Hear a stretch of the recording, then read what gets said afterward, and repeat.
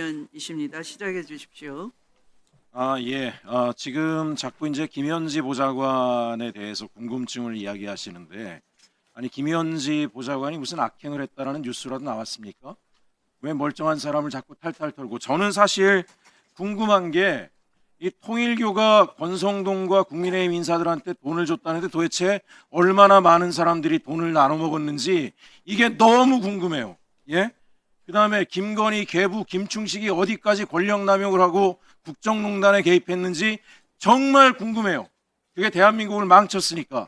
우리 국민의힘 의원들은 그런 건 하나도 궁금하지 않으신가 봐요. 좀 궁금해야 할 것을 궁금해 하시기 바랍니다. 장관님, 아까 제가 질의할 때 우리 검사들이 각 부처에 파견 많이 나갔는데 장관님께서 이제 부처들이 요청해서 했다라고 얘기하셨는데, 그럼에도 불구하고 저는 장관님께서 한 번 더 제고해 주셨으면 하는 생각을 합니다. 왜 그러냐면 사실 이게 윤석열 정부에서 대폭 늘어났어요. 교육부 같은 경우에는 자체 변호사만 7명이 있고 고문 변호사만 13명인데 검사까지 파견해야 될 이유가 있느냐. 국정원 같은 경우에는 파견 검사 늘려가지고 한 게 사실 문정권 털기 한 거 아니었습니까? 감사원 같은 경우에는 표적 감사하려고 한동안 나가지 않았던 검사를 내보냈던 거죠. 제가 점심시간에 부처 몇 군데한테 전화를 해가지고 야, 너네 왜 자꾸 검사 파견을 요청하고 그러냐? 그랬더니 검사가 와 있으면 최근에 어쨌든 인권의식이나 이런 게 높아져가지고 정부를 상대로 한 소송이 많이 늘었대요. 부처들이 많이 힘들답니다. 근데 파견 검사가 오면 수사를 해야 될 검찰과 공조하기가 굉장히 유리해지기 때문에 검사 파견을 요청한다는 거예요. 거꾸로 생각하면 이게 뭐겠습니까? 국민들이 정부가 잘못해가지고 소송을 내는 건데 그 소송을 만약에 검사 출신들이 와가지고 검찰청하고 공조를 해가지고 대응을 하면 사실 일반 시민들이 민간에서 정부를 상대하는 게 얼마나 어려운데 거기에 검사까지 와가지고 검찰청과 공조까지 해주게 되면 대민들이 얼마나 힘들어지겠습니까? 이런 면이 발생할 수 있다는 것 때문에 저는 어쨌든 그런 사안이 발생하지 않게끔 정부의 권한이 과도해져서 민간을 침해하는 일에 검사들이 개입되는 일이 없게끔 다시 한번 봐주셨으면 좋겠다는 말씀 드리고 싶고요. PPT에 올려주시면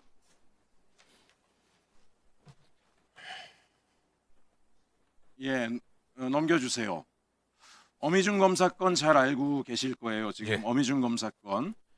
검찰이 보안 수사를 남용하는 것에 대해서도 상당히 많은 문제 제기가 있는데 이 어미중 검사건은 쿠팡 사건 관련해서 보안 수사를 요구한 게 아니라 노동부에서 기소 의견으로 올라온 거를 갖다가 자기가 증거를 조작해서 문제를 일으킨 사람이잖아요. 어찌보면 굉장히 중대 범죄를 일으킨 사람인데 법무부에서 혹시 사법 조치를 하셨습니까? 그렇지 않습니다. 아직 뭐 그런 단계는 아니고요. 지금 감찰하고 있습니다. 감찰이고요. 제가 지금 다음 PPT 좀 주세요.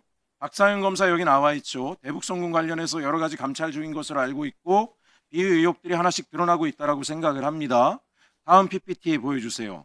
최재현 검사 여기 청문회 나와서 관봉권 띠지 분실과 관련해서는 자기 책임이다라고 이야기를 직접 했습니다. 관봉권 띠지 분실은 굉장히 중대 사안이죠. 3개의 출처입니다. 한국은행, 신한은행, 고무줄로 묶여 있는 거. 결국은 따지고 보면 검찰의 인사청탁에 의혹이 있는 건데 3군데 루트로 의심되는 것들을 갖다 묶어버리거나 분실했으면 증거가 인멸된 거잖아요. 그죠? 이 중대 사안에 대해서 본인이 보고도 안 하고 자기 책임이라고 이야기를 했습니다. 범행을 저는 자백한 거다라고 생각을 합니다. 근데 제가 지금 우려하는 것은 뭐냐면은 이번에 마약 합수단 같은 경우를 보게 되면 지금 최대 의혹은 인천지검이 마약 사건을 은폐 축소하는데 조직적으로 개입됐다라고 하는 것이 주요 의혹 중에 하나인데 제가 전해 듣기로는 지난 4개월 동안 검사에 대한 수사는 전혀 이루어지지 않았다라고 듣고 있습니다. 그럼 도대체 검찰이 법무부가 내부 감찰을 통해서 이 검사들에 대한 수사를 감찰을 제대로 하겠는가? 감찰의 결과에서 범죄 행위가 나와야 이후에 사법적인 조치로 이어지게 될 텐데 저는 그 부분에 대해서 많은 의혹이 하나 있고요. 그래서 일정하게 약간이라도 범죄 혐의가 드러나거나 저렇게 자인한 사람들은 장관님 저는 철저하게 공수처로 이관을 해서 거기서 제대로 수사를 해가지고 엄벌하게끔 하는 것이 좋지 않겠나라는 생각을 좀 하고 있습니다. 왜 그러냐면 이런 것들을 내버려 두니까 특검에 나가 있는 검사들 40명이 집단적인 항명하는 태도를 보이지 않습니까? 그렇게 항명까지 하면 특검 조사가 제대로 될 건가에 대해서 저는 대단히 많은 큰 의혹을 가지고 있습니다. 그리고 또 하나 제가 자료를 좀 요청드리고 싶은 것은 지난 12월 3일 개엄 시기에 우리 법무부에 파견 나와 있던 주요 검사 간부들 지금 남아있으면 누구로 남아있는지 그 사람들 명부를 저희 의원실로 다 보내주시고요. 이후에 어쨌든 사법 처리에 대한 분명한 입장을 장관님께서 좀 가져주시고 표명해 주실 것을 요청드립니다. 예, 어쨌든 뭐 의원님께서 지적하신 그 해당 사건에 대해서는 저희들이 뭐 철저하게 감찰하고 있습니다.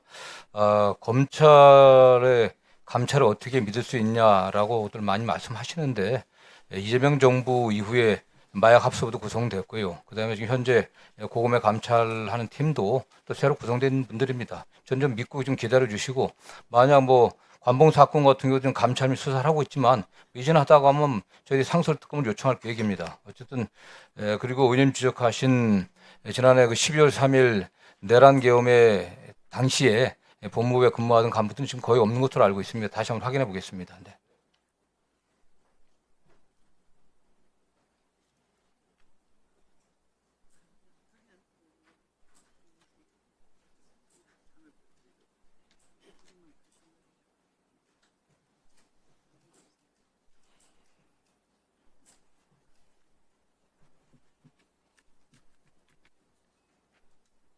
네, 질의 끝났습니까? 네, 수고하셨습니다.